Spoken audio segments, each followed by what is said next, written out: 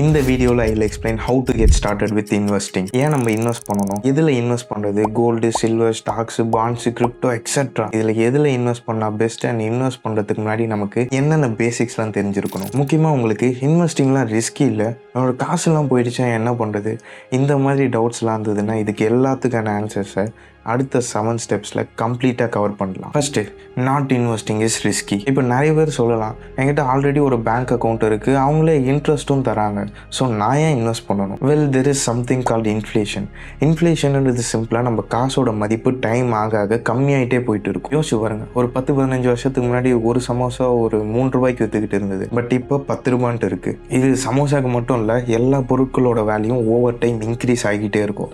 But நம்ம கிட்ட இருக்கிற காசு அப்படியே தான் இருக்கும். இந்த இன்ஃப்ளேஷனுக்கு நிறைய ரீசன்ஸ் இருக்குது. டிமாண்ட் அதிகமாகிறது, கவர்மெண்ட்டே நிறைய காசு பிரிண்ட் பண்ணுறது. ஸோ நம்பர்ஸாக பார்த்தீங்கன்னா ஒரு பேங்க் ஆவரேஜாக ஒரு 2 to 3% இன்ட்ரெஸ்ட் தரும்.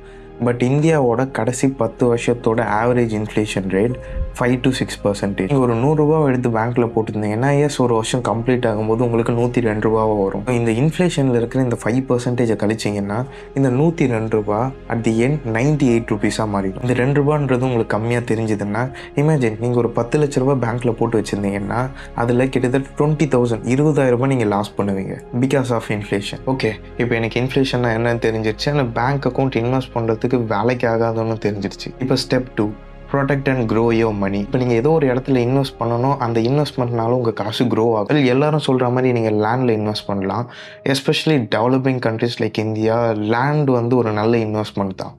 பட் ப்ராப்ளம் என்னென்னா, லேண்டில் இன்வெஸ்ட் பண்ணுறதுக்கு காசு அதிகமாக தேவைப்படும். ஸோ நம்மள மாதிரி காசு கம்மியாக வச்சுருக்கிறவங்களுக்கான better option stocks and shares. ஷேர்ஸ்ன்றது ரொம்ப காம்ப்ளெக்ஸ் டேர்ம்லாம் இல்லை, ஒரு கம்பெனியோட பார்ட் ஓனர்ஷிப் தான் ஷேர்ஸ். இமேஜின் டெஸ்லான்ட்டு ஒரு கம்பெனி இருக்குது, அந்த கம்பெனியோட ஓனர் இந்த கம்பெனியை க்ரோ பண்ணுறதுக்கு காசு தேவைப்படுது. ஸோ யாரும் ஃப்ரீயாலாம் காசு தர மாட்டாங்க. ஸோ இவர் என்ன பண்ணுவாருன்னா, நீங்கள் எனக்கு காசு தந்தீங்கன்னா அதுக்கேற்றபடி உங்களுக்கு என் கம்பெனியோட பார்ட் ஓனர்ஷிப்பை நான் உங்களுக்கு தரேன்னு சொல்லுவார். இதுக்கு பேர் தான் ஷேர்ஸ். ஸோ இந்த இடத்துல ஒரு சின்ன ப்ராப்ளம் இருக்குது. ஒரு கம்பெனியால் டேரெக்டாக பப்ளிக் கிட்ட போயிட்டு இந்த ஸ்டாக்ஸு ஷேர்ஸ் எல்லாம் விற்க முடியாது. அந்த இடத்துல தான் இந்த Bombay stock exchange, national stock exchange which comes under government control, இந்த இடத்துல போயிட்டு அவங்க கம்பெனியை லிஸ்ட் பண்ணுவாங்க.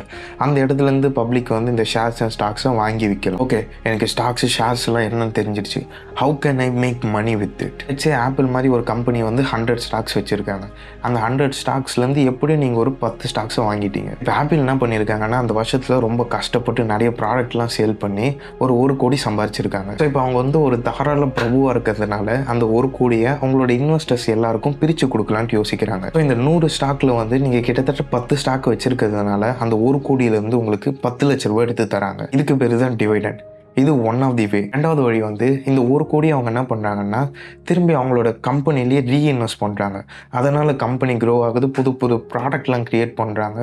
ஸோ இதனால் என்ன ஆகும்னா, அந்த கம்பெனியோட ஷேர்ஸோட வேல்யூ இன்க்ரீஸ் ஆகும். ஃபார் எக்ஸாம்பிள் நீங்கள் ஒரு 10 லட்ச ரூபா கொடுத்து அந்த 10 ஷேர்ஸ்லாம் வாங்கியிருந்தீங்கன்னா, இப்போ கம்பெனி க்ரோ ஆகிறதுனால அதோட வேல்யூ கிட்டத்தட்ட 50 lakhs இருக்கும். இதுக்கு பேர் தான் கேபிட்டல் கெயின்ஸ். ஓகே, இப்போ எனக்கு எப்படி காசு பார்க்கலாம்லாம் தெரிஞ்சிருச்சு. இப்போ நான் எந்த கம்பெனியில் போய் இன்வெஸ்ட் பண்ணுறது? வெல், இனிஷியல் டேஸில் நான் எந்த ஒரு சிங்கிள் கம்பெனியில் இன்வெஸ்ட் பண்ணுறதுக்கு சஜஸ்ட் பண்ண மாட்டேன். பிகாஸ் யோசிச்சு பாருங்கள், நம்ம ஏதோ ஒரு கம்பெனியை சூஸ் பண்ணிவிட்டு அது லாங் டேர்மில் கரெக்டாக பெர்ஃபார்ம் பண்ணலன்னா, ஈவன் இதையே ஃபுல் டைம் வேலையாக பார்த்துக்கிட்டு இருக்க நிறைய ப்ரொஃபஷனல்ஸ்னாலேயே இதை கரெக்டாக ப்ரெடிக்ட் பண்ண முடியாது. இந்த உலகத்திலே பிக்கெஸ்ட் இன்வெஸ்டரான வாரன் பஃபட்டோட சிம்பிள் அட்வைஸ் என்னென்னா, ஒருவேளை உங்களுக்கு பெருசாக டைமும் இல்லை, நாலேஜும் இல்லைன்னா கண்ணை மூடிக்கிட்டு இண்டெக்ஸ் ஃபண்டில் இன்வெஸ்ட் பண்ணுங்கள். வெயிட், இண்டெக்ஸ் ஃபண்ட்னா என்ன? பேசிக்காக ஃபண்டுன்றது மல்டிபிள் இன்வெஸ்டர்ஸ் ஒரு பஞ்ச் ஆஃப் மணி எடுத்து ஃபண்ட் மேனேஜர்னு ஒருத்தர்கிட்ட கொடுப்போம். அந்த ஃபண்ட் மேனேஜர் என்ன பண்ணுவார்னா, மல்டிபிள் கம்பெனிஸில் அவர் பார்த்து இன்வெஸ்ட் பண்ணுவார். எக்ஸாம்பிள், நம்மலாம் சேர்ந்து இப்போ 1 கோடி எடுத்து ஃபண்ட் மேனேஜர் கிட்ட கொடுக்குறோன்னா, அவர் ஒரு 50% பஜாஜ், மீதி ஒரு 20% இந்த ஏர்டெல், ஜியோ, அப்புறம் மீதி ஒரு 10% டிசிஎஸ், விப்ரோ, இந்த மாதிரி கம்பெனிலலாம் அவரே பிரித்து இன்வெஸ்ட் பண்ணிவிடுவார். இப்போ இந்த இண்டெக்ஸ் ஃபண்டில் இண்டெக்ஸ்னால் என்ன? இண்டெக்ஸ்னால் சிம்பிளாக சொல்லணும்னா டாப் பர்ஃபார்மிங் கம்பெனிஸ். இந்த நிஃப்டி 50ன்றது இந்தியாவோட டாப் 50 கம்பெனிஸ், சென்செக்ஸ்ன்றது இந்தியாவோட டாப் 30 கம்பெனிஸ். ஸோ இப்போ இந்த இண்டெக்ஸ் ஃபண்டில் இன்வெஸ்ட் பண்ணுறதுன்றது பேசிக்காக நம்மளோட மொத்த காசும் எடுத்து இந்த டாப் 50 கம்பெனிஸில் இன்வெஸ்ட் பண்ணுறது. இமேஜின், எப்போ அந்த டாப் 50 கம்பெனிஸ் கீழே விழுன்றது என்டையர் கண்ட்ரியே கீழே விழும்போது தான் அந்த மாதிரி டாப் 50 கம்பெனிஸ் கீழே விழும். ஸோ ரிஸ்க் பாயிண்ட் ஆஃப் வியூவில் ஆட்டோமேட்டிக்காக உங்களோட காசெல்லாம் நிறைய கம்பெனிஸில் பிரிஞ்சு போயிருக்கு.